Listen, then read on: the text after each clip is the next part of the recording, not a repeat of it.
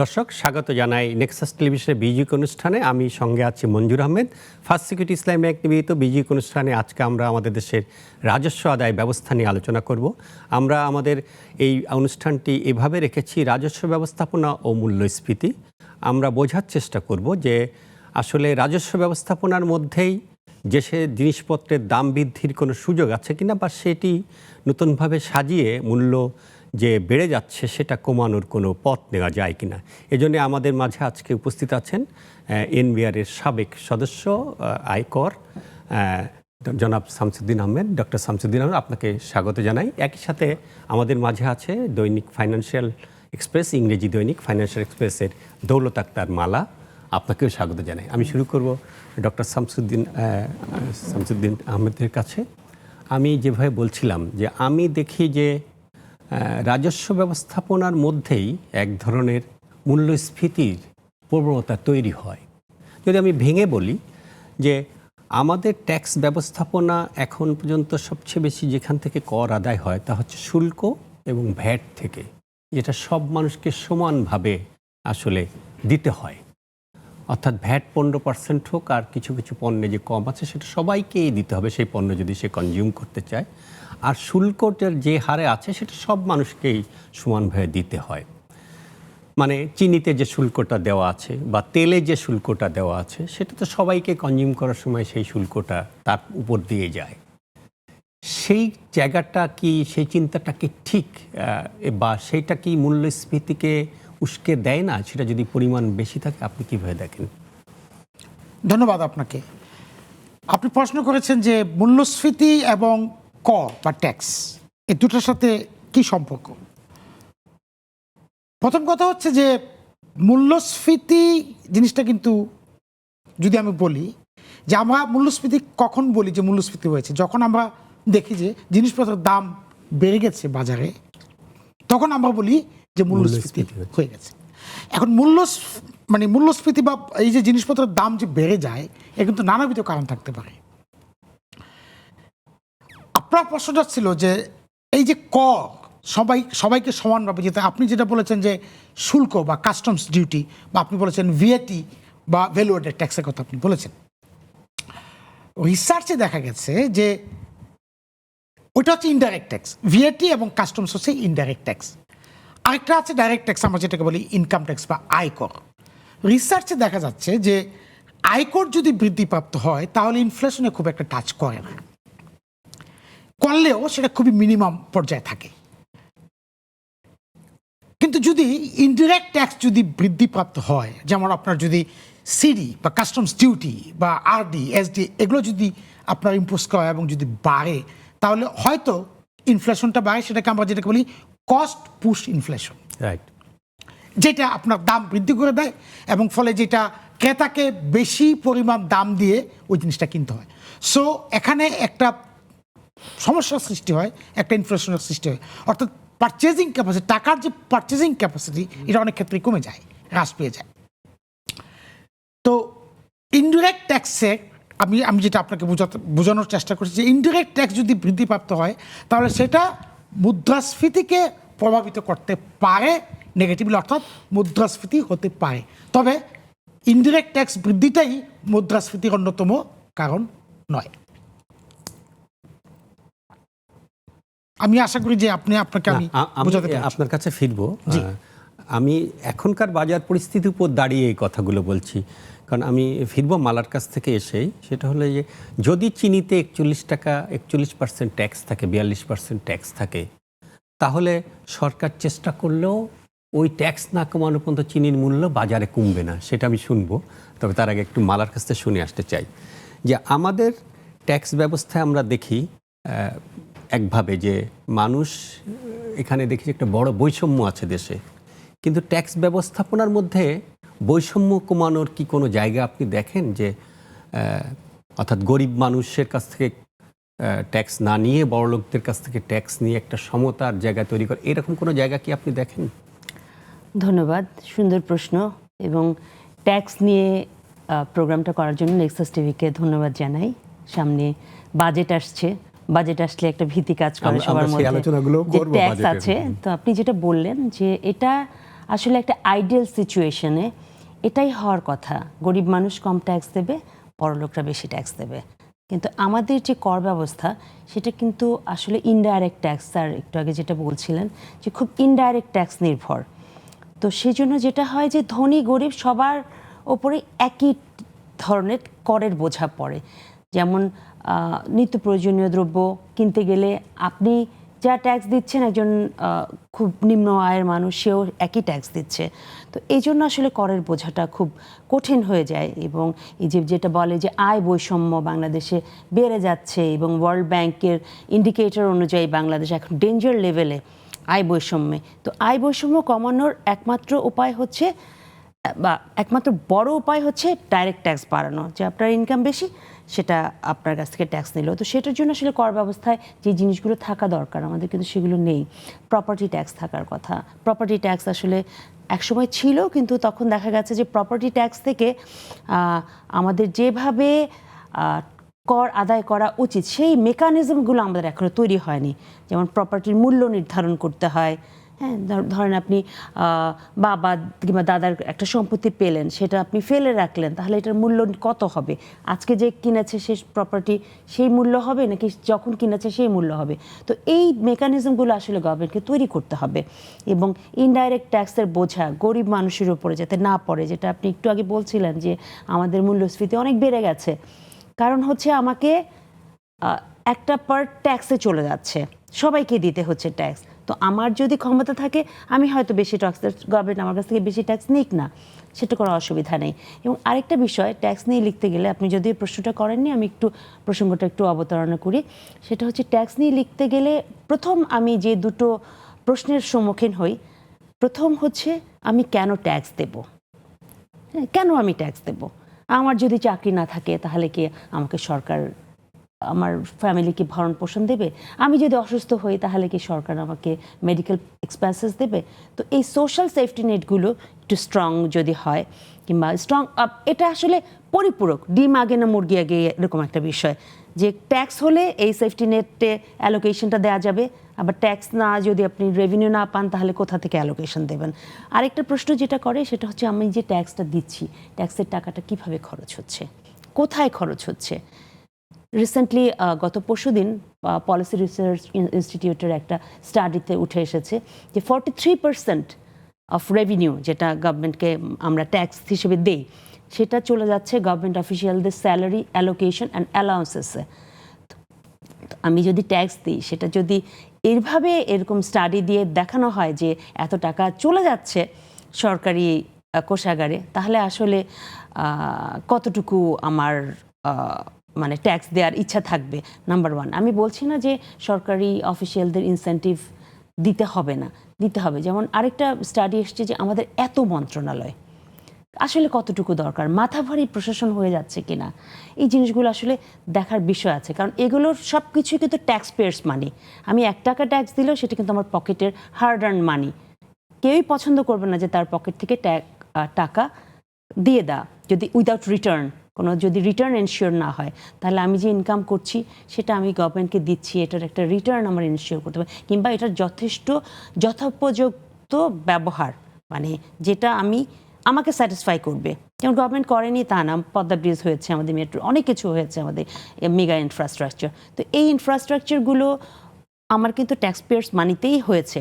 তো এই জিনিসগুলো, এই এক্সাম্পলগুলো আরও আসতে হবে। না, সেটা আমরা আলোচনাটা আরও শুনবো। বিশেষ করে জানতে চাই যে আপনি এখন যেহেতু উনি এনবিআরের সাবেক কর্মকর্তা, সদ্য সাবেক, বেশি দিন হয়নি, জানুয়ারিতে বোধহয় রিটায়ারমেন্টে গেছেন, তো উনি ইনকাম ট্যাক্সটা দেখতেন, আমরা শুল্ক বা সবটাই উনি ভালো করে জানেন। আমরা যেটা দেখি যে রাজস্ব আয়ের একটা মানে আমাদের ডেভেলপমেন্ট বাজেটে রাজস্ব আয়টা ওইভাবে যায় না। ডেভেলপমেন্ট বাজেটটা অনেকটা ঋণ নির্ভর, বিদেশি ঋণ, বেশিটা দেশি ঋণ। সেই আলোচনাটা আমরা সেই কারণেই মানুষের মধ্যে আছে। কিন্তু রাজস্ব ব্যয়টাই আসলে হয় মানে রাজস্ব আদায় দিয়ে বানবার। তো আমি আপনার কাছে যে প্রশ্নটা রেখে গেছিলাম যে একটা চিনিতে আমরা সাম্প্রতিক যে ইনফ্লেশনটা দেখি, আমি বিশেষত দেখি, বা এই বিতর্ক আমি অনেক জায়গায় করেছি, অনেকের সাথেই করেছি, এখানে এনেও করেছি, যে আমি দেখি সাম্প্রতিক যে ইনফ্লেশন বা মূল্যস্ফীতি ঘটেছে সেটার প্রধান দুটি রিজন হচ্ছে, একটি হচ্ছে ডলারের দাম 85 টাকা থেকে বেড়ে 115 টাকা হয়েছে। আরেকটি হচ্ছে যেসব পণ্য নিত্য পণ্য মানুষের জন্যে যেটা প্রতিদিন লাগে, যেটাই মানুষ আসলে মূল্য বৃদ্ধি পেলে মানুষ পাজেলড হয়ে যায়, তার পুষ্টির থালায় কমে যায়, পুষ্টি যোগান দিতে পারে না শরীরকে, তখন প্রশ্নটা গুরুতরভাবে আসে। তো সেই সব জায়গায় আমরা খোঁজ নিয়ে দেখেছি যে সেখানে বড় বার্ডেন হচ্ছে একটা ডিউটিস। এই যে শুল্ক, এই ব্যবস্থাপনা, যে কারণে আমি বলছি যে রাজস্ব ব্যবস্থাপনার মধ্যেই মূল্যস্ফীতি নিহিত আছে। ডলারটাকে আমি খুব নিয়ন্ত্রণ করতে পারবো না, আমার এক্সপোর্ট বা রেমিটেন্স না পাইলে এটা আমার কিছু করা যাবে না, বরং নিয়ন্ত্রণ করাটাই ক্ষতিকারক হয়েছে বলা হয়। কিন্তু রাজস্বটা তো আমার হাতে ছিল, সেটা নিয়ন্ত্রণ করা গেল না কেন? আপনার নিশ্চয়ই এনবিআর থেকে থাকাকালীন সময় এটা ছিল, এবং এই অভিজ্ঞতাটা আপনি যদি শেয়ার করেন একটু। জাতীয় রাজস্ব বোর্ড রাজস্ব ব্যবস্থাপনা নিয়ে কাজ করে। আপনি জানেন যে জাতীয় রাজস্ব বোর্ডের দুইটা উইং আছে, একটা ডিরেক্ট ট্যাক্স উইং আর একটা হচ্ছে ইনডিরেক্ট ট্যাক্স উইং।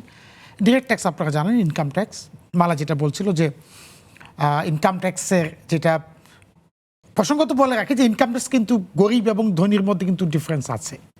অর্থাৎ প্রগ্রেসিভ রেটে আমরা ইনকাম ট্যাক্স আদায় করে থাকি। আপনার ইনকাম যদি বেশি থাকে আপনি বেশি ট্যাক্স দিবেন, ইনকাম যদি কম থাকে আপনি কম ট্যাক্স দিবেন। একেবারেই কম থাকলে থ্রেশহোল্ডের নিচে যদি আপনার থাকে আপনি দিবেন না। সো ওইটা নিয়ে আমাদের কোনো সমস্যা নেই। সমস্যা আছে আমাদের ট্যাক্স নেট নিয়ে সমস্যা আছে, যে আমাদের ট্যাক্স বেসটা বাড়ানো দরকার, আমাদের ট্যাক্স পেয়ারের সংখ্যা বাড়ানো দরকার। আমাদের ঢাকা শহরে প্রচুর পরিমাণ বিল্ডিং আছে। আমরা এইটা পরে শুনবো, আপনি যদি আগে বলেন যে আমরা কেন কমাতে পারলাম না। প্রতি বছর জাতীয় রাজস্ব বোর্ডকে কিছু রাজস্ব আদায়ের টার্গেট দেওয়া হয়, এবং সেই টার্গেটটা দেওয়া হয় আপনি জানেন অতি সম্প্রতি আইএমএফ বা আন্তর্জাতিক মুদ্রা তহবিল থেকে যেই একটা টার্গেট দেওয়া হয়েছে যে প্রতি বছরে 0.5% করে রাজস্ব বৃদ্ধি করতে হবে। এটা এবং আমাদের কমিটমেন্ট করা, জাতীয় রাজস্ব বোর্ড থেকে কমিটমেন্ট করা এবং লিখিতভাবে দেওয়া যে আমরা প্রত্যেক বছর 0.5% আমরা রেভিনিউ আমরা ইনক্রিজ করে যাব, হুইচ ইজ ভেরি টাফ। আপনি জানেন যে খুবই কঠিন একটা বিষয়। আর আমাদেরকে যে টার্গেটটা দেওয়া হয়, সেই জাতীয় রাজস্ব বোর্ডকে যে টার্গেট দেওয়া হয়, আমি তো এখনো প্রশ্ন জাতীয় রাজস্ব বোর্ড যে টার্গেট দেওয়া সেটা দেওয়া হয় অর্থ মন্ত্রণালয় থেকে। এটা করা হয় জাতীয় রাজস্ব বোর্ডের সাথে পূর্ব কোনো পরিকল্পনা বা আলোচনা না করেই এই টার্গেটটা দেওয়া হয়। টার্গেটটা হচ্ছে টার্গেট অন টার্গেট। বিষয়টা খুবই একটা গুরুত্বপূর্ণ ইস্যু। আমি যেটা ফিল করেছি 33 বছর চাকরির জীবনে ফিল করেছি, যে আমাকে যদি বলা হতো যে তুমি কত টাকা পারবা, তুমি বাজেটটা করে আমাকে বলো যে এত টাকা পারবা, আমাকে সেই সুযোগটা কখনো দেওয়া হয়নি। আমাকে বলা হয়েছে তোমার বাজেট এবছর এত টাকা, তুমি এত টাকা আদায় করবা। ফলে আমার জন্য কাজটা হয়ে যায় অনেক কঠিন এবং মাউন্টেনাস জব, হিমালয়ান জব।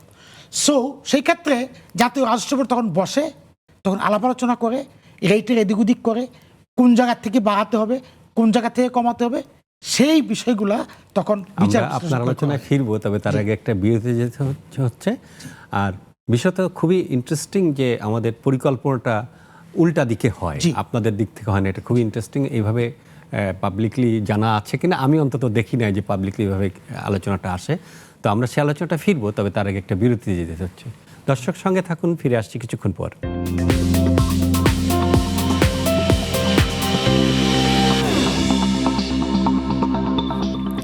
দর্শক, ফিরে এলাম বিরতির পর। আপনারা দেখছেন নেক্সাস টেলিভিশনে বিজিক অনুষ্ঠান, ফার্স্ট সিকিউরিটি ইসলাম ব্যাংক নিবেদিত বিজিক অনুষ্ঠানে আমরা আলোচনা করছি আমাদের রাজস্ব ব্যবস্থাপনা ও মূল্যস্ফীতি নিয়ে। আমরা ডক্টর শামসুদ্দিন আহমেদের সঙ্গে কথা বলছিলাম।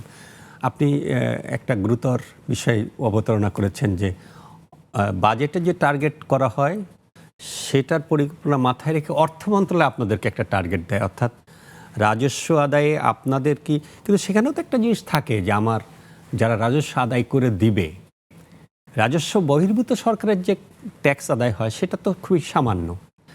তো রাজস্ব বিভাগ যারা আদায় করে দেবে তাদের সক্ষমতা নিশ্চয়ই তারা বিবেচনায় নেয়, তারা কি সেই সক্ষমতা বিবেচনা নেয় না? আপনি যে প্রশ্নটা করেছেন এটা খুবই একটা কঠিন প্রশ্ন। সক্ষমতা অবশ্যই বিবেচনায় রাখে না, আমি সে কথা বলছি না। জাতীয় রাজস্ব বোর্ড বর্তমান প্রেক্ষাপটে কতটুকু সক্ষম, কতটুকু অক্ষম, কতটুকু তার ক্ষমতা আছে আমরা কম বেশি সবাই জানি, আপনারাও জানেন, অর্থ মন্ত্রণালয় তো অবশ্যই জানে। কারণ অর্থ মন্ত্রণালয়ের কাছেই আমরা চাই আমাদের যখন এনভিআর যখন কোনো কিছু প্রয়োজন হয়, ম্যান পাওয়ারের প্রয়োজন হয়, বাজেটের প্রয়োজন হয়, অর্থ মন্ত্রণালয় থেকে আমরা নিয়ে আসি। কিন্তু অর্থ মন্ত্রণালয় যদি জাতীয় রাজস্ব বোর্ডকে নিয়ে বসে বলতো, জিজ্ঞাসা করতো যে ঠিক আছে তুমি গত বছর এত টাকা ইনকাম করেছো গভর্নমেন্টের জন্য, এই বছরে তোমার অবস্থা কি, তুমি একটা প্রজেকশন দাও আমাকে, সেই অনুযায়ী আমরা বাজেটটা এক্সারসাইজ করে তোমাদেরকে দেবো। কিন্তু সেটা কিন্তু আমাদের কেন হচ্ছে না, আমাদের আদার সাইড হচ্ছে। অর্থাৎ আমাদেরকে বলা হচ্ছে যে এনবিআরকে বলা হচ্ছে যে তোমাদের টার্গেট হচ্ছে এই বছর এত, তোমরা এটা আদায় করে দেবা। দেখা যাচ্ছে ফলে অ্যাজ এ রেজাল্ট যেটা হচ্ছে কোনো বছরে কিন্তু আমরা রাজস্ব টার্গেট কিন্তু আমরা ফুলফিল করতে পারিনি। আমরা শুধুমাত্র একটা পার্সেন্টেজ বলি যে 16% বা 15%। গত বছরের চেয়ে আমরা খুশি হয়ে যাই, উই আর হ্যাপি যে গত বছরের চেয়ে আমাদের 16% গ্রোথ আছে। গত বছরের টার্গেট কিন্তু আমরা অ্যাচিভ করতে, গত বছরের টার্গেট থেকে টার্গেট আমরা অ্যাচিভ করতে পারিনি। আমরা যেটা পেরেছি, আমরা যেটা পারি, জাতীয় রাজস্ব বোর্ড যেটা পারে, সেটা হচ্ছে যে গত বছর এত কালেকশন হয়েছে 100 টাকা, এই বছরে 116 টাকা। অর্থাৎ গত বছর থেকে এবছরে আমাদের বৃদ্ধি হয়েছে, রেভিনিউ গ্রোথ হয়েছে 16%। এটাই কিন্তু এ যাবৎকাল চলে আসছে। কিন্তু যদি রাজস্ব বোর্ডকে বলা হতো যে তুমি কত টাকা টার্গেট, কিন্তু এখন অর্থ মন্ত্রণালয়ের জন্য কিন্তু বাধ্যবাধকতা এই বছর এখন থেকে হয়ে যাচ্ছে। কারণ আইএমএফ যখন অর্থ মন্ত্রণালয়কে বলে যে তোমাদের 0.5% আদায় করতে হবে, তো অর্থ মন্ত্রণালয় তো অন্য কোনো কিছু বলার থাকে না, অর্থ মন্ত্রণালয় সেটাকে নিচের দিকে ঠেলে দেয় যে নাও তোমরাও আমাদেরকে দিস আইএমএফ, তোমরা এবার এটা আদায় করো। সুতরাং বিষয়টা একটু জটিল এবং একটু ডিফিকাল্ট বিষয়। সেটা সম্ভব, সেটা মিট আপ করা সম্ভব। আপনি যেটা আমরা পরবর্তী পর্যায়ে আলোচনা করব যে ট্যাক্স নেট বৃদ্ধির মাধ্যমে এবং সঠিক রাজস্ব ব্যবস্থাপনার মাধ্যমে। মালার কাছ থেকে শুনে আসি। ধন্যবাদ। যে প্রসঙ্গটি উনি বললেন ওই প্রসঙ্গেই যাব। আসলে আমরা অনেক দিন ধরেই বলি যে আমাদের 80 লাখ বোধহয় টিন মতো হয়েছে, এখন 1 কোটি হয়েছে, 1 কোটি হয়েছে, কিন্তু আমাদের রিটার্ন সাবমিশন 30 লাখের মতো, 40 লাখ হয়েছে এবছর। কিন্তু সেটার মধ্যেও অনেক কম থাকে, মানে যে হয়তো সেটা রিটার্নটাই ওখান থেকে এক্সট্রা কোনো ইনকাম 10%-এর মধ্যেই বা এরকম, তার বেশি পাওয়া যায় না। কিন্তু আমি দেখি ঢাকা শহরে অনেক 2 লাখের বেশি ফ্ল্যাটই আছে আমার বিবেচনায়, বা ঢাকা, নারায়ণগঞ্জ, গাজীপুর যদি ধরি, সাভার ধরি, এখানে ফ্ল্যাট বাসা যাদের আছে তারা সবাই ট্যাক্স নেটে আসার মতো। কারণ নানানভাবেই দেখা গেছে যে একটা ফ্ল্যাটের মূল্য টুল্য, ভাড়া, বাড়ি ভাড়া কি পাওয়া যায় না পাওয়া যায়, সেসব বিবেচনা করলে আসলে ট্যাক্স নেটে এসে যায়। এই যে পাচ্ছে না, সেখানে উনি যদি ইনকাম ট্যাক্স ছিলেন, সেই সমালোচনাটা আপনি যদি বলেন যে কেন ইনকাম ট্যাক্স, এটা তো পার্সোনাল ইনকাম ট্যাক্স, ব্যক্তি শ্রেণীর করদাতার, এই তাদেরকে কেন ট্যাক্স নেটে আনা যাচ্ছে না? উনাকে মনে করেন যে এখন এই মুহূর্তে উনি নাই, আপনি একটু সেভাবে সমালোচনাটা করেন। না, সমালোচনার জন্য সমালোচনা না, যেটা ফ্যাক্ট সেটাই আমি বলতে চাচ্ছি। সেটা হচ্ছে আমাদের ট্যাক্স বেস তো আসলেই বোঝাই যাচ্ছে যে খুবই পুয়ার। হ্যাঁ, 17 কোটি মানুষের দেশে মাত্র 1 কোটি টিন আর 40 লাখ রিটার্ন দেয়। রিটার্ন দেওয়া মানে হচ্ছে তার আয় ব্যয়ের হিসাব সমস্ত কিছু গভর্নমেন্টকে দিচ্ছে। এটা খুবই দুঃখজনক। তবে আমি একটু ট্যাক্স পেয়ারের পার্সপেক্টিভ থেকে বলি, ট্যাক্স পেয়ারদের মধ্যে একটা ভীতি কাজ করে যে আমি করনেটে ঢুকলেই আমি শেষ, আমাকে একেবারে এরা স্ক্রুটিনির মধ্যে রাখবে, নানান ধরনের হ্যারাসমেন্ট হবে।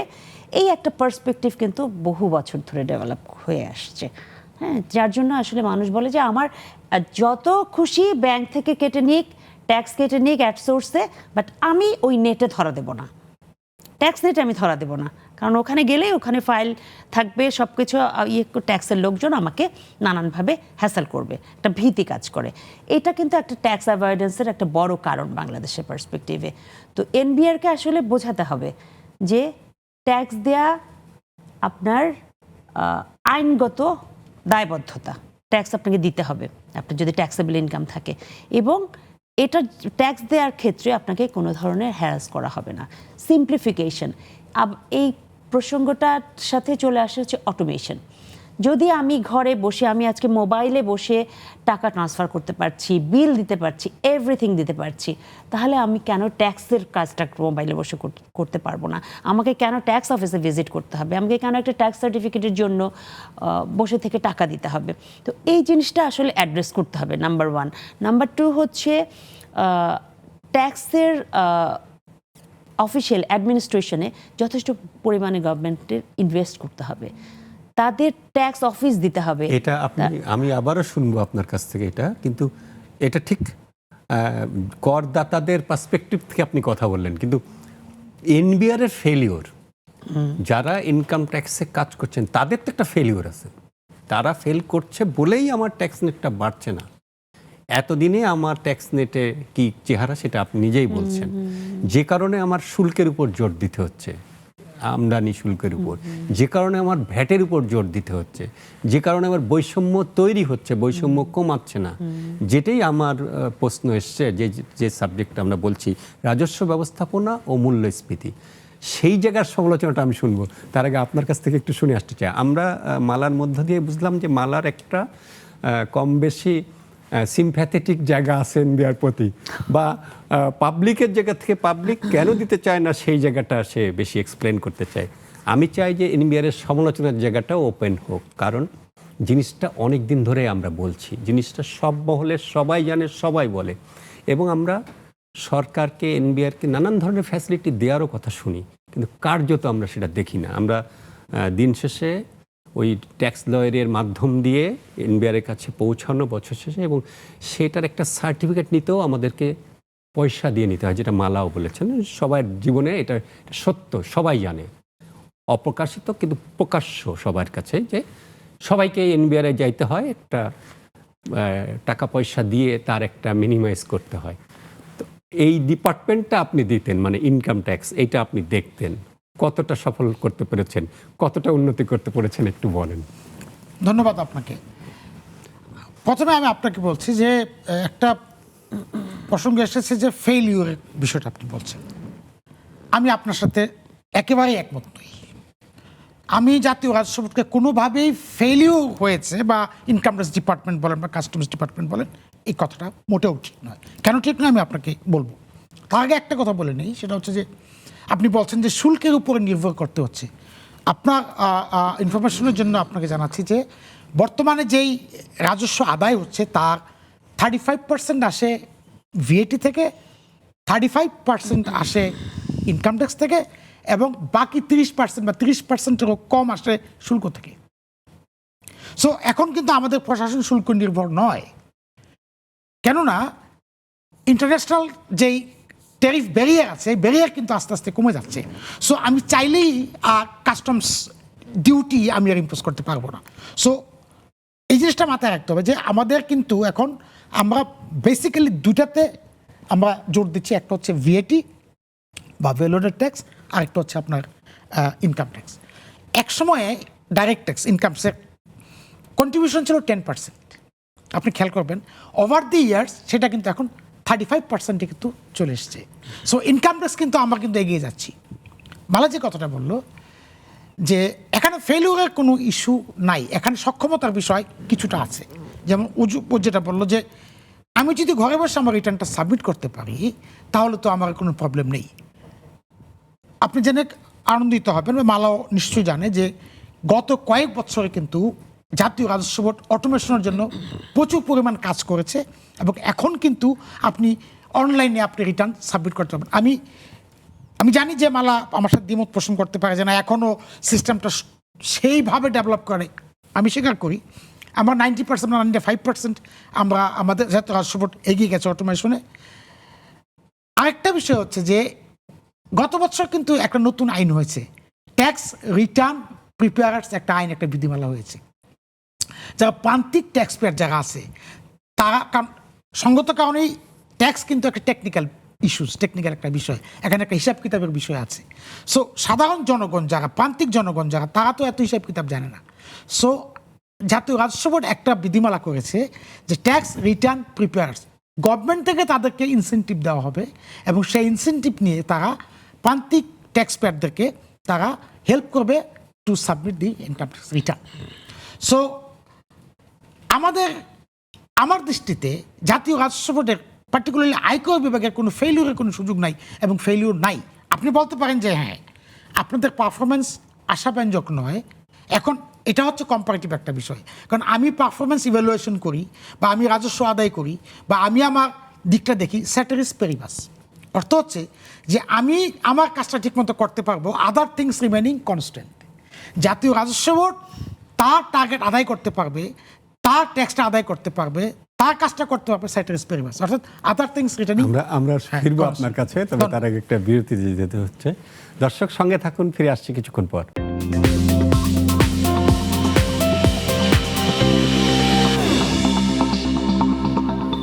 দর্শক ফিরে এলাম বিরতির পর। আপনারা দেখছিলেন এক্সাস টেলিভিশনের বিজি অনুষ্ঠানে আমরা আলোচনা করছি রাজস্ব ব্যবস্থাপনা মূল্যস্ফীতি নিয়ে। আমরা বিরতিতে যাওয়ার আগে কথা বলছিলাম আপনার সঙ্গে, আপনি নানানভাবে ব্যাখ্যা করার চেষ্টা করছেন, সেটা সত্যতা আছে যে আমরা তো আসলে বাড়ছি, কিন্তু আমাদের এক্সপেকটেশন অনুযায়ী বাড়ছি কিনা। যেমন ধরুন এখনও আপনার তথ্য অনুযায়ী 60%-এর বেশি হচ্ছে ইনডিরেক্ট ট্যাক্স, তাই না, বা আরও বেশি। তো তাতে করে আমরা যে কথাটি বলতে চাইছি এখানে যে মূল্যস্ফীতিতে যে কর মানে শুল্ক, আমি যদি বললি যে চিনিতে 41% 42% যদি ট্যাক্স থাকে তাহলে তো মূল্যস্ফীতি সেটা 42% ফুয়েল করছে এখানে দাম, তাই না। সেই জায়গার থেকে আমরা যদি দেখি সেটা খুব কমে নাই। হয়তো আপনি দেখাতে পারবেন যে হ্যাঁ 10% থেকে বাড়ায়, কিন্তু আমার ন্যাশনালি যদি দেখি যে কোটিপতির সংখ্যা কত বেড়েছে, যদি ব্যাংক ডিপোজিটের ভিত্তিতে একটা হিসাব আসে, সেটা যদি রিয়েল চেহারা না, ডিপোজিটের শুধু চেহারা, তাহলে তো সেই হারে আপনাদের আদায়টা বাড়েনি, সেই হারে নিশ্চয়ই ট্যাক্স পেয়ারের সংখ্যা বাড়েনি। সে জায়গায় কিন্তু প্রশ্নটা। এবং আমরা দেখি যে কতগুলো সরকারি বিধিবিধানের কারণেই এই ট্যাক্স ফাইল বেড়েছে, ট্যাক্স নেট বেড়েছে। যেমন সঞ্চয়পত্র করতে হলে রিটার্ন সাবমিশন করতে হবে, সঞ্চয়পত্র এত অ্যামাউন্টের উপর করতে হলে, এইরকম নানান বিধিবিধান থাকার কারণে এটা বেড়েছে। খুব বেশি যে আপনারা বা কর্মযোগ্য এনবিআর এইটা করছে বলে বাড়ছে, সেটা কি দেখা যায়? সেটা কি আপনি বলতে পারবেন? ধন্যবাদ আপনাকে। আপনি যেটা বললেন যে বিধিবিধানের কারণে যেটা বেড়েছে, তো বিধিবিধানটা করেছে জাতীয় রাজস্ব বোর্ড, কারণ এটা কর্মযোগ্যেরই অংশ। যেমন আমি বলি, আমি যখন সদস্য আয়কর নীতি ছিলাম আমার সময়ে, তখন জাতীয় রাজস্ব বোর্ড প্রথম প্রচলন করে যে PSR, proof of submission of return. আমরা যখন দেখলাম যে আমাদের এতগুলা রেজিস্টার্ড টিন হোল্ডার আছে কিন্তু রিটার্ন ওরকম আসতেছে না, 28 lakh return, 30 lakh return, 32 lakh return আসে, তখন আমরা জাতীয় রাজস্ব বোর্ড পলিসি চেঞ্জ করে বললো যে না, এখন থেকে টিন না, তোমাকে পিএসআর দিতে হবে, অর্থাৎ proof of submission of return দিতে হবে। 43টা, খুব সম্ভবত 43টা ক্ষেত্রে যদি আপনি সার্ভিস নিতে চান, যেমন যদি আপনি ইলেকট্রিসিটি কানেকশন নিতে চান, আপনি যদি গ্যাস কানেকশন নিতে চান, আপনি যদি পানির বিভিন্ন ধরনের সার্ভিস যদি আপনি সরকারের কাছ থেকে নিতে যান, তাহলে আপনাকে কি করতে হবে? Proof of submission of return দিতে হবে। এখন proof of submission of return তখনই দিবেন যখন আপনি রিটার্ন সাবমিট করবেন।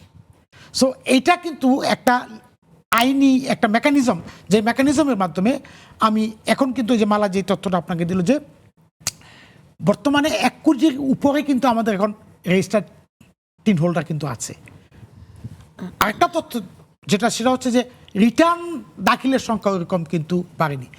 কিন্তু এখন আমি যেটা বলতেছি, 1 কোটি যদি টিন হোল্ডার হয় তাহলে নতুন যেগুলা সেগুলো সবগুলোই কিন্তু রিটার্ন, কারণ হচ্ছে রিটার্ন ছাড়া আপনি পিএসআর পাবেন না। এখন আপনি আবার একটা কথা বলেছেন যে রিটার্ন দিলেই তো হচ্ছে না, রিটার্ন থেকে তো আমি পাচ্ছি না। এখন আপনাকে আরেকটা বিষয় মাথায় রাখতে হবে যে আমাদের দেশের জনগণ হচ্ছে 16 কোটি বা 17 কোটি। এখন আপনি যদি আশা করেন যে 17 কোটির মধ্যে সবাই ট্যাক্স দিবে বা সবারই ট্যাক্সেবল ইনকাম আছে, তা কিন্তু নয়। পরিসংখ্যানের হিসাবে দেখা গেছে যে অ্যাভারেজে 50 থেকে 60 লাখ লোক ট্যাক্সেবল থ্রেশহোল্ডের উপরে থাকে। সো আমি যদি আবার সবাইকেও ট্যাক্সের মধ্যে নিয়ে আসি, ডাইরেক্ট ট্যাক্সের মধ্যে নিয়ে আসি, তাও কিন্তু আমরা যেভাবে আমাদের পারসেপশন যে একেবারেই রাতারাতি অভাব ফ্লাডেড হয়ে যাবে, তা কিন্তু হবে না। জাতীয় রাজস্ব বোর্ড বিষয়টা মাথায় রেখে বিভিন্ন ধরনের আইনি কার্যক্রম গ্রহণ করছে, যাতে করে যার সুফল কিন্তু আমরা অলরেডি পেয়ে গেছি যে 1 কোটির উপরে অলরেডি আমাদের রেজিস্টার টিন হয়ে গেছে এবং আমাদের অটোমেশন হয়ে গেছে, আমাদের টিডিএস ইটিডিএস সিস্টেম চালু হয়ে গেছে, আমাদের ট্যাক্স রিটার্ন প্রিপেয়ার সিস্টেম চালু হয়ে গেছে। সো জাতীয় রাজস্ব বোর্ড করছে না। আরেকটা বিষয় হচ্ছে যে 10% থেকে 35% হয়ে গেছে, অর্থাৎ এখন ইনডিরেক্ট ট্যাক্স 65%, আমরা আছি 35%-এ। উন্নত বিশ্বে ডাইরেক্ট ট্যাক্সটা হচ্ছে মোর দ্যান 60% বা মোর দ্যান 70%, কোনো কোনো ক্ষেত্রে 80%। ওইটার জন্য আমাদেরকে জাতীয় রাজস্ব বোর্ডকে সময় দিতে হবে।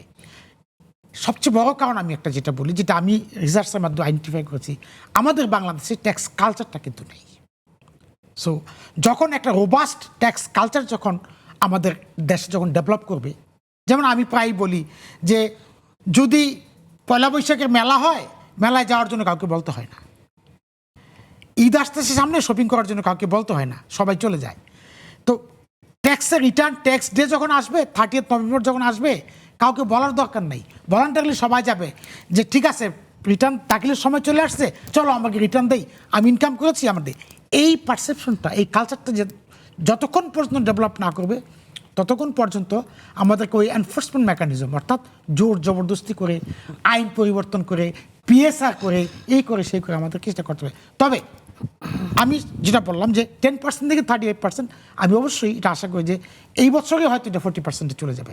অর্থাৎ এক সময় বাংলাদেশে ডাইরেক্ট ট্যাক্স বা ইন্ডিভিজুয়াল ট্যাক্স এটা বাড়তি হবে। আদারওয়াইজ আমরা যে গ্র্যাজুয়েশন, যে আমরা গ্র্যাজুয়েট হচ্ছি, ডেভেলপ কান্ট্রির তালিকায় আমরা যাচ্ছি, যদি আমাদের ইন্ডিভিজুয়াল ট্যাক্স ডাইরেক্ট ট্যাক্স না বাড়ে, তাহলে আমরা আমাদের সেই গ্র্যাজুয়েশন, সেই সার্টিফিকেট আমরা ধরে রাখতে পারবো না। এবং সেই লক্ষ্যেই জাতীয় রাজস্ব বোর্ড কাজ করছে। হ্যাঁ, মালা, আপনাকে কিছুটা এনবিআর সিম্প্যাথেটিক বলেছিলাম, সেই জায়গা থেকে যদি আপনি বলেন যে উনি যে কথাগুলো বললেন এবং যেটা রিয়েলিটি চিত্র আপনি যেটা দেখেন যে করদাতাদের দিক থেকে, সেটা যদি শুধু আয়কর ক্ষেত্রেই না, আমরা যদি ভ্যাটও দেখি এখানে, যে ট্যাক্সটা ওভারঅল ট্যাক্স বাড়ানোর কথা বলা হয়, যে আমরা যে টার্গেট করি, টার্গেট অর্জন করতে পারি না, সক্ষমতার প্রশ্ন, জবাবদিহিতার জায়গাটা কোথায় আছে, কিভাবে আছে, আপনি যদি একটু বলেন। ধন্যবাদ মঞ্জুর ভাই, আপনি আমাকে সিম্প্যাথেটিক বলেছেন এনবিআর নিয়ে। সেটা বলেছে খুব পজিটিভ অর্থে। আমি আসলে সিম্প্যাথেটিক ফর আওয়ার, মানে আমাদের দেশের রেভিনিউর নিড যে আছে, এটাতে সিম্প্যাথেটিক। বিকজ রেভিনিউ যদি কালেক্ট না হয়, আপনি কিন্তু হেলথ, এডুকেশন, এগুলোতে কিন্তু অ্যালোকেশন দেওয়া যাচ্ছে না। হ্যাঁ, একটা দরিদ্র শ্রেণী আরও দরিদ্র হয়ে যাচ্ছে। এই জন্য আসলে আমি প্রো রেভিনিউ আছি। তবে স্যার যেটা বললেন যে আমাদের ট্যাক্স কালচার নাই, ট্যাক্স কালচার যেমন ডেভেলপ করতে হবে, তেমনি কিন্তু ট্যাক্স অফিসিয়ালদের মাইন্ডসেটও চেঞ্জ করতে হবে। তো আসলে একজন এক্সিস্টিং ট্যাক্স পেয়ারকে তাকেই বারবার হ্যামার করা, হ্যাঁ, এবং তার উপরে ট্যাক্স বার্ডেনটা দিয়ে দেওয়া আর অন্য জায়গায় ম্যানেজড হয়ে যাওয়া, এই ধরনের অ্যালিগেশন তো প্রচুর আছে। আমরা বিভিন্ন প্রেস কনফারেন্সে যাই, ওখানে এনবিআর নিয়ে এবং ট্যাক্স রিলেটেড ইস্যুতে যে পরিমাণ অ্যালিগেশন আসে, অ্যালিগেশন আমি বলবো অভিযোগ আসে, গভর্নমেন্টের অন্য কোনো ডিপার্টমেন্ট নিয়ে কিন্তু এত অভিযোগ, এত অ্যালিগেশন নাই। হ্যাঁ, তো আমার কাছে যেটা মনে হয় যে ট্যাক্স ডিপার্টমেন্টের ইন্টারনাল একটা রিফর্মের দরকার আছে। এবং যেটা বললেন স্যার যে অটোমেশন হয়েছে, ঠিক আছে, এনবিআর যথেষ্ট এফোর্ট দিচ্ছে অটোমেশনে, কিন্তু সবই কিন্তু পার্শিয়াল অটোমেশন। হ্যাঁ, ওই অটোমেশন একটা সেক্টরের সাথে আরেকটা সেক্টরের লিঙ্ক আপ নাই। ই10 ধরেন আপনি অনলাইনে রিটার্ন সাবমিট করছেন, কিন্তু একটা অংশ আপনাকে ম্যানুয়ালি দিতে হবে। হ্যাঁ, অ্যাড সোর্স কেটে দিচ্ছে, মানে একটা, মানে ফুল অটোমেশন যখন না হবে, তখন কিন্তু ওইটার বেনিফিট আসলে ওভাবে পাস অন হবে না। সো এটা খুবই ইম্পর্টেন্ট যে আপনার টোটালি যে সিস্টেমটা চালু করছেন, ওটা একটার সাথে একটার ইন্টিগ্রেশন। এবং আপনি একটু আগে বলছিলেন যে কোটিপতির সংখ্যা বেড়ে গেছে, তো একটা সময় কথা হয়েছিল যে একটা ইউনিফাইড টিআইএন, মানে একটা নাম্বার থাকবে, একটা সিটিজেনের একটা নাম্বার থাকবে, তার ট্রানজ্যাকশন, অন্যান্য উন্নত বিষয় যেগুলো আছে, সে কী ট্রানজ্যাকশন করলো, তার কোথায় অ্যাক্টিভিটি হলো, ফাইন্যান্সিয়াল অ্যাক্টিভিটি, এগুলো সব ট্র্যাক করা যাবে। এটা করলে কিন্তু তখন ওই ট্রান্সপারেন্সিটা এনশিওর করা হয়, যে ট্যাক্স অফিসিয়ালরা বলছে না আপনার তো 5 লাখ টাকা অ্যানুয়াল ইনকাম, কিন্তু আমি বলছি না আমার 1 লাখ টাকা ইনকাম, তখন ডেটাই বলবে যে আপনার কত অ্যানুয়াল ইনকাম, আপনি কত খরচ করেছেন, কতবার বিদেশে গিয়েছেন। ডেটা যদি ট্র্যাক করা যায়, তাহলে কিন্তু এই ধরনের অভিযোগগুলো কমে যাবে এবং ট্যাক্স পেয়ারের মধ্যে একটা স্যাটিসফ্যাকশন আসবে যে ঠিক আছে, আমি তো আসলেই আমার এটা আর ডিনাই করার কিছু নাই, এটা আমি তো এই ইনকামটা এটা ট্র্যাক্ট চলে আসছে। তো এই আমরা বিষয়গুলো এনশিওর করার বিষয় আছে। শুনবো যে আসছে বাজেট নতুন করে এখনই তৈরি করা হচ্ছে, যেটা জুনে বাজেট প্রেস করা হবে, সেটার কিছু প্রস্তুতি আসছে। ইতিমধ্যেই আমরা আইএমএফকে বলতে শুনেছি যে ভ্যাট সব জায়গায় সমান হবে, এরকম নানান প্রস্তাব আছে। সেইটার কি আপনি যেহেতু ওই এনবিআর বা রাজস্ব বিষয়ক সাংবাদিকতা করেন আরও অনেক বিষয়ের সাথে, তো সেক্ষেত্রে আমরা শুনবো যে আগামীতে কি হতে যাচ্ছে সেটা শুনবো, সাথে আপনার কাছ থেকেও শুনবো। তার আগে একটা বিরতি দিতে চাই। দর্শক সঙ্গে থাকুন, ফিরে আসছি কিছুক্ষণ পর।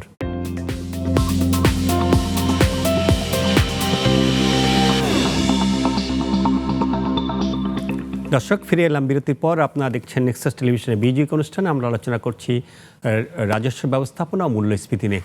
আমি দৌলত আক্তার মালার কাছেই যাব। আপনার কাছে শেষ প্রশ্ন হচ্ছে, আইএমএফ আমরা পত্রিকায় দেখেছি, আইএমএফ বলেছে সব ক্ষেত্রে ভ্যাট সমান অর্থাৎ 15% করতে হবে। এটার প্রেক্ষিতে সাংবাদিকতার জায়গা থেকে আপনি কি মনে করেন, আর নতুন কি আছে আর ট্যাক্স বিষয়ে যেগুলো সামনে বাজেটে যুক্ত হতে পারে যদি বলেন? আপনার প্রশ্নটা আইএমএফ নিয়ে, ওটা আগে আমি ক্লিয়ার করি। বাংলাদেশের এখন পার্সপেক্টিভ যা, অর্থনীতির যা প্রেক্ষাপট, সেখানে 15% ইউনিফাইড ট্যাক্স রেট এটা দিলে এটা মানে ব্যবসা কিংবা জনগণের উপর একটা প্রেশার হবে। 15% tax unified tax rate, VAT rate দেওয়ার মতো এখনও পরিস্থিতি তৈরি হয়নি। কারণ একজন ব্যবসায়ী, সে যে গোয়ালা থেকে দুধ নিচ্ছে, সে তাকে কিভাবে ট্যাক্স ক্রেডিট দেবে, সে কিভাবে তার কাছ থেকে কাগজপত্র আদায় করবে, নেবে। তো ওই প্রেক্ষাপট এখনও বাংলাদেশে হয়নি। তো বিশেষত সার্ভিস সেক্টরে, তো সার্ভিস সেক্টরে আসলে কম রেট ট্যাক্স রেট রাখার বিকল্প নেই। 15% ট্যাক্স রেটের আসলে আমি এটা পক্ষে না, কারণ যেহেতু আমি একদম ফিল্ডে কাজ করি এবং ফিল্ডের পালসটা আমি বুঝি, নাম্বার 1। নাম্বার 2, আপনি জিজ্ঞেস করেছেন যে আগামী আসছে বাজেটে স্যার বলছিলেন যে আমাদের প্রত্যক্ষ কর আদায় 35%, কিন্তু প্রত্যক্ষ করের মধ্যে কিন্তু বড় একটা অংশ আছে যেটা ইনডাইরেক্ট ট্যাক্স ফর্মে আছে, অ্যাট সোর্স ট্যাক্স, এআইটি, যেটা ইম্পোর্ট স্টেজে নিয়ে যায়। আমি বলবো যে আমাদের দেশে indirect tax collection more than 80%, because direct ট্যাক্সের মধ্যে বড় একটা পার্সেন্টেজ আছে যেটা ইনডাইরেক্ট ট্যাক্স ফর্মে আসে। তো এই ট্যাক্সের রিফর্মটা দরকার। ইনডাইরেক্ট ট্যাক্স যদি আপনি আমার কাছ থেকে নেন, তাহলে এটা রিফান্ড সিস্টেম থাকতে হবে, যে আমি যেটা নিলাম সেটাই ফাইনাল সেটেলমেন্ট না, আমাকে রিফান্ড, আমার যত ট্যাক্স দেওয়ার কথা আমি তত দেব, আর বাকিটা আপনি আমাকে রিফান্ড দিয়ে দেবেন।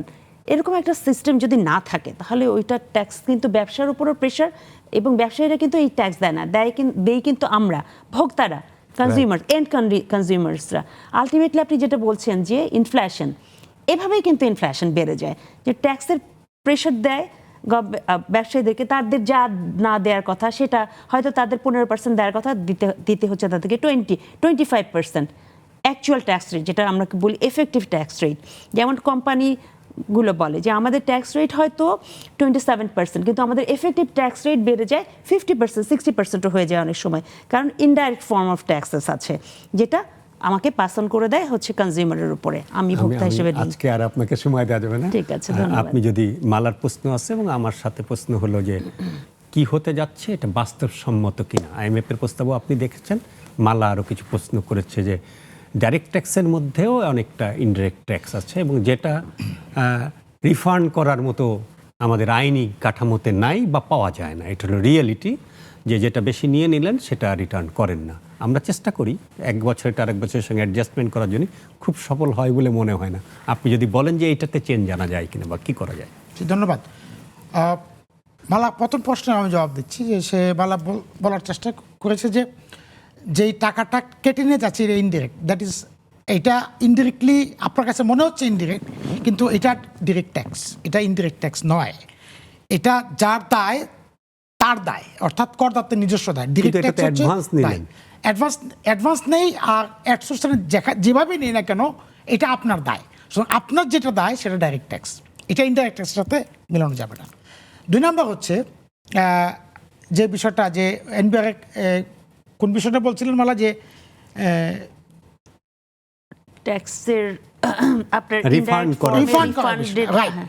রিফান্ড করা কিন্তু এবছর আপনারা জানেন যে নতুন আইন পাস হয়েছে আমাদের আয়কর আইন 2023। আগে ছিল 1984 সালের আয়কর অধ্যাদেশ। আমাদের আইনে সুস্পষ্ট আইন আছে রিফান্ড দেওয়ার।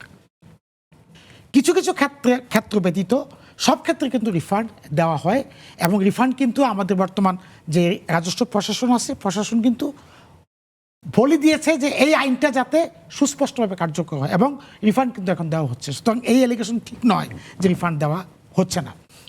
আরেকটা জিনিস প্রসঙ্গত আপনাকে বলে রাখি যে ডাইরেক্ট ট্যাক্সের ক্ষেত্রে সেটা হচ্ছে যে আপনি অতি সম্প্রতি জানেন, যে মালাও জানে, যে ট্যাক্স এক্সপেন্ডিচার নামে একটা জিনিস আছে, যেখানে প্রথমবার বাংলাদেশে ট্যাক্স এক্সপেন্ডিচার স্টাডি হয়েছে। গত বছরের যে রিটার্নটা আইএমএফকে রিপোর্টটা আইএমএফকে দেওয়া হয়েছে, ওখানে দেখা যাচ্ছে যে 1,26,000 কোটি টাকা কিন্তু রেভিনিউ লস হয়েছে ট্যাক্স এক্সপেন্ডিচারের জন্য। সুতরাং জাতীয় রাজস্ব বোর্ড কিন্তু এবছর রিপোর্ট করছে, এবং এইটা কিন্তু আইডেন্টিফাই করার চেষ্টা করছে যে আমরা যে ট্যাক্সের ছাড় দিচ্ছি, ছাড়গুলো যদি কমানো যায় তাহলে আমাদের অনেক কিন্তু ডাইরেক্ট ট্যাক্স অর্থাৎ ট্যাক্স রেভিনিউ বেড়ে যাবে।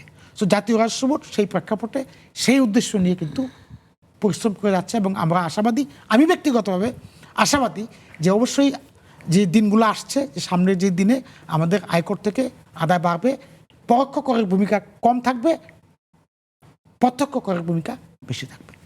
কিন্তু আইএমএফ যে প্রস্তাবটা করেছে এটা কি মালা যেটা বলল সব জায়গায় 15% ভ্যাট, ভ্যাটের বিষয়টা হচ্ছে যে আপনারা জানেন যে এখন পৃথিবীতে 179টা দেশে ভ্যাট চালু আছে, এবং ভ্যাটের রেট কোনো প্রগ্রেসিভ রেট না, এটা হচ্ছে ফিক্সড রেট। কোথাও 11% আছে, কোথাও 13%, কোথাও 15%, কোথাও 18%, কোথাও 20%। বাংলাদেশে এটা ইউনিফাইড রেট, ইউনিফর্ম রেট। বাংলাদেশে রেটটা হচ্ছে 15%। রাইট? এখন যে কথাটা, যেই প্রসঙ্গটা উঠে আসছে যে গরিবকেও দিতে হচ্ছে 15%, বড়লোককেও দিতে হচ্ছে, কারণ ভ্যাটটা হচ্ছে সর্ট অফ, আমি যদি বলি সর্ট অফ কনজামশন ট্যাক্স। আপনি কনজিউম করবেন, আপনি ট্যাক্স দিবেন। কিন্তু কিছু কিছু ক্ষেত্রে কিন্তু নিত্য প্রয়োজনীয় কিছু কিছু পণ্যের ক্ষেত্রে কিন্তু এখনো কিছুটা ফিক্সড রেটের ট্যাক্স, যেমন 7% ভিএটি কিন্তু আছে। রাইট, ওইটা So, চেঞ্জ করতে বলে। হ্যাঁ, সো 15% যে আছে সব ক্ষেত্রে, এটা কিন্তু ঠিক নয়। কোনো কোনো ক্ষেত্রে 5%, 7% টার্গেটেড রেটে। ইকুয়াল করছে, সেটাই তো।